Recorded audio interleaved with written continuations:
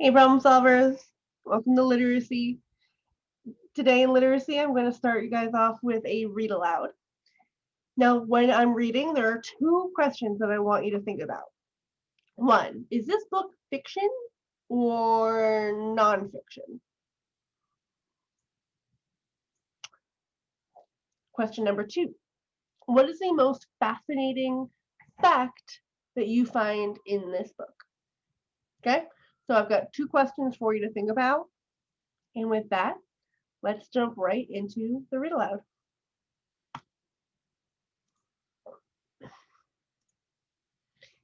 It is called Severe Weather. And you see here there's a table of contents. So our chapters are what is severe weather, types of severe weather, and tracking severe weather. Then you see we also have a glossary, a to learn more section, and the index. Exciting. All right, let's get started. What is severe weather? Sometimes calm weather turns violent. Storms roll in and bring severe weather. Heavy rains can flood buildings. Strong winds can carry cars.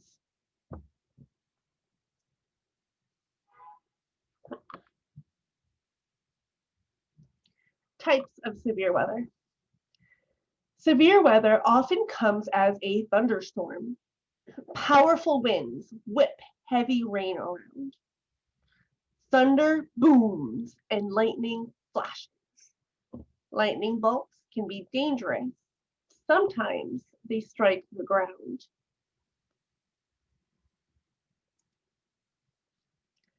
Funnel clouds can appear during a thunderstorm, and they become tornadoes if they touch down. The swirling winds can rip apart houses and move trees. Some thunderstorms bring too much rain. They can cause floods. Lakes and rivers cannot hold the rain. Water covers roads. Basements take in water.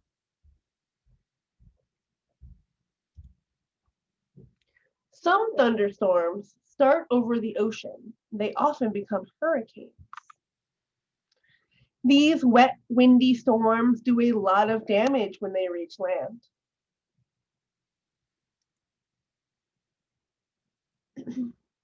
In cold weather, severe storms bring blowing snow. They are called blizzards. Strong winds cause whiteouts. Driving becomes dangerous.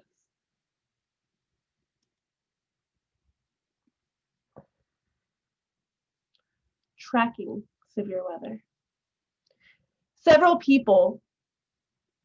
Severe weather scares many people. Other people like to watch storms. Some even become storm chasers. Meteorologists use satellites and radar to track severe weather. They issue a watch if conditions are right for a storm. And I can see here from the labels that this is a satellite and this is the radar.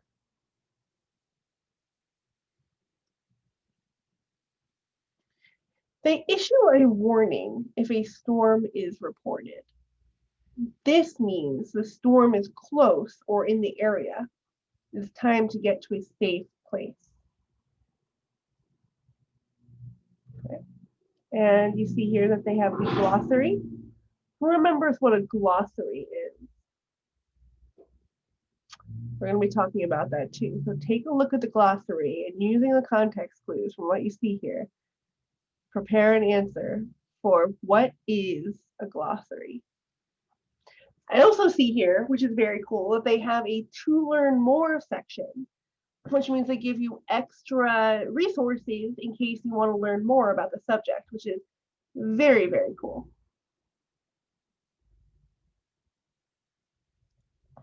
and the index.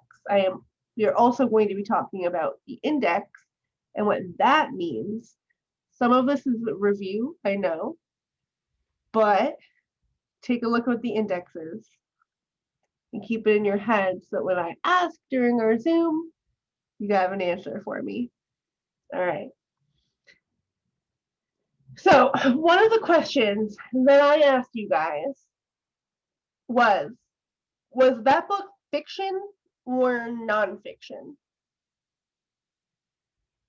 Who remembers the difference? There's a cute little it's not a rhyme, but it's I forget what that's called, but it's a cute little saying. What do we say? What do we say to remember which one is which? Fiction, fake, right? Fiction is fake. Nonfiction is non-fake, not fake, real. Fiction, fake. Nonfiction, real. So is that book fiction or nonfiction? Yeah, it was nonfiction. We're going to be talking a lot over the next few weeks about nonfiction and about how we can build our skills as nonfiction readers. Because there's a lot we can do to make sure that we get the most information out of every single nonfiction text that we read. The first thing we can think about is that really there are there's probably more, but there are two main ways that a person usually reads a nonfiction book. And those two ways are called the waiting for the dentist way or the reading to get smarter way. We're going to talk about those and the differences between those. Real quick, let's talk about the waiting for the dentist way of reading nonfiction. Who thinks they know what that looks like? I'm going to kind of show you. Let me find a piece of nonfiction here. All right, so I've got my nonfiction book. Put my feet up, back, and just